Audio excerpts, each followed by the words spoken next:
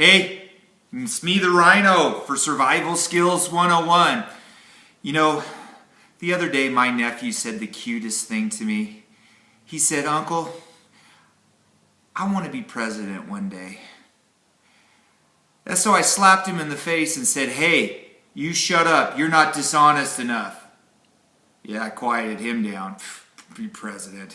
That's like a car salesman. Anyway, but I digress. Question. Get this question a lot. Can the government confiscate your firearms during a disaster or a military martial law scenario? Let us look at that.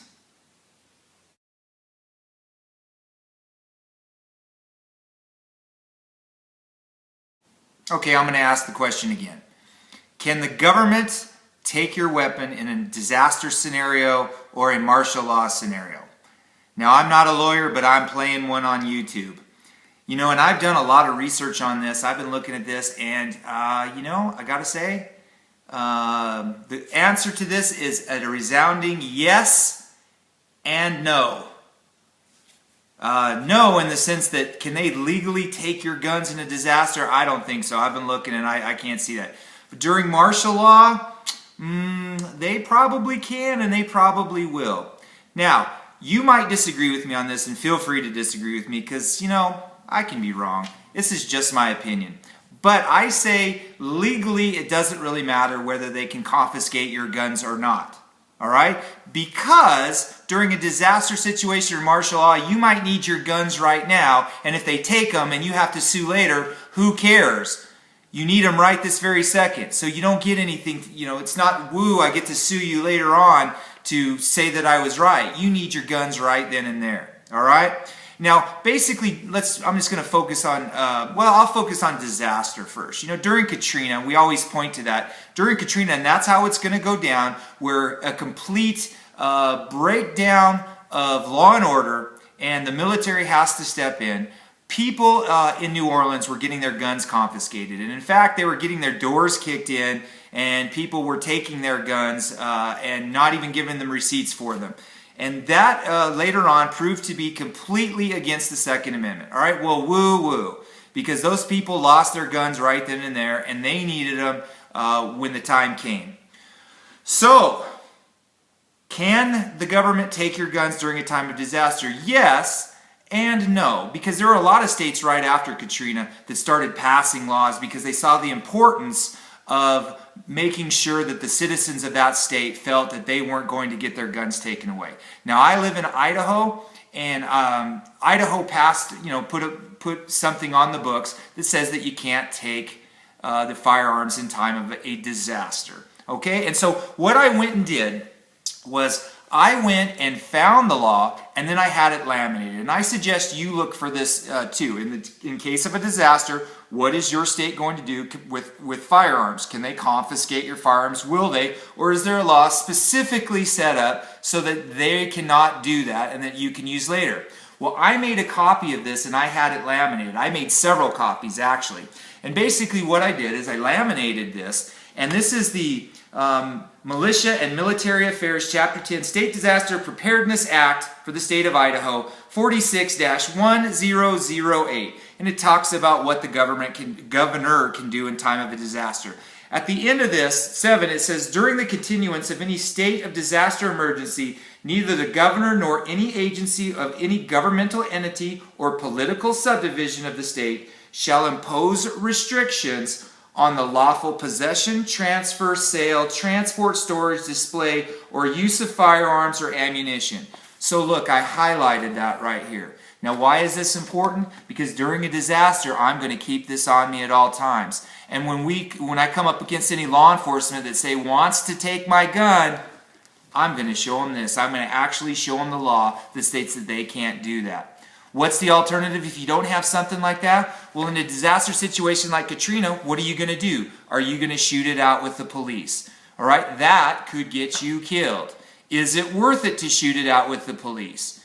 Probably not. So me having this, at least I can show the officer that what he's doing is completely illegal, if I can get it on video of me saying that too, I'm going to do that so that later on, at least I have something to use in court that will protect myself, that I let the officer know that what he was doing was illegal.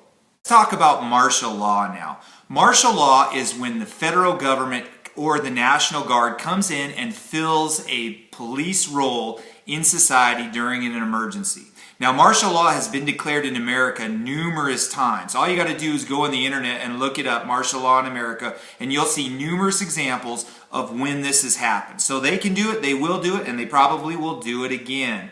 All right, having said that, martial law is basically the suspension of habeas corpus. Habeas corpus means that you cannot get arrested without being in trial and having a hearing. So basically what can happen is, without habeas corpus, they can arrest you and detain you for as long as they want.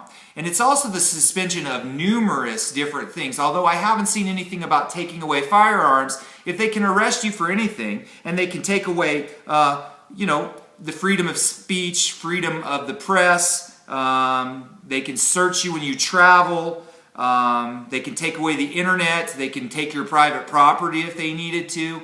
Whatever they're taking, they can certainly take away your firearm, I'm pretty sure. And if they can't, again, we get to prove it in court later on after the disaster, if there is an after the disaster kind of scenario, and it just really depends on what you're facing at that time.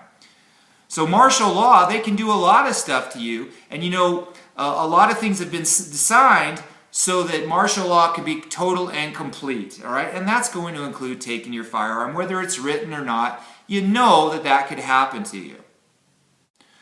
All right, so now having said all this about whether it's legal or not, can they do it, can't they do it, they're probably going to do it when there's an emergency. And you got to think about this. Think about a military guy or think about a law enforcement guy. They're away from their family. There's some kind of disaster. There's stress going everywhere. People are talking back to them. People are freaking out. How come you haven't done anything for me? Where's FEMA? Giving them trouble, and there's raping, murdering, pillaging going around, looting, and they've got to do things. They're probably not in the best mood. So can they take your gun? You could pretty much bet on this. So here's my suggestion to you. And this is what I say to people all the time.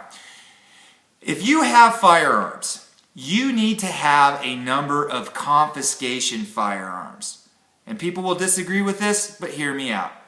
A number of confiscation firearms, whether that be 22s, 38 calibers, small guns, whatever, usually handguns, all right? When you're out and about in society and whether you can go and it's safe, where you don't need a rifle, you should have a handgun on you, all right? And keep your handgun covered up. In the event you're stopped by the police, you're detained, and you have your firearm confiscated, you've already made plans that that's your confiscation gun. It doesn't matter, I'm prepared to lose that gun when I'm out of the checkpoint or something like that. And it's typically a small caliber weapon or whatever, as opposed to losing your main battle rifle that costs you $2,000 or $3,000. That's really going to be a bummer if you get into some kind of situation where the police are pointing guns at you and saying, hey, give me your gun. So at least you can protect yourself when you're out and about. You keep it hidden, and if you get searched and it gets taken away, and you've held up the card that says you can't do this and they don't care and they confiscate your guns,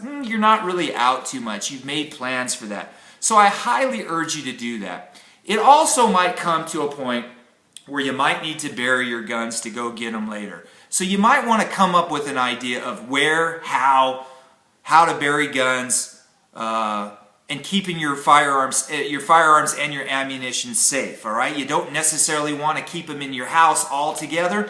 Have them split apart so that, if you do get your house raided in a Katrina-like situation, that they can't take all of your stuff. Because firearms are very important to stop looters, criminals, people who want to hurt you, people who want to take your food storage.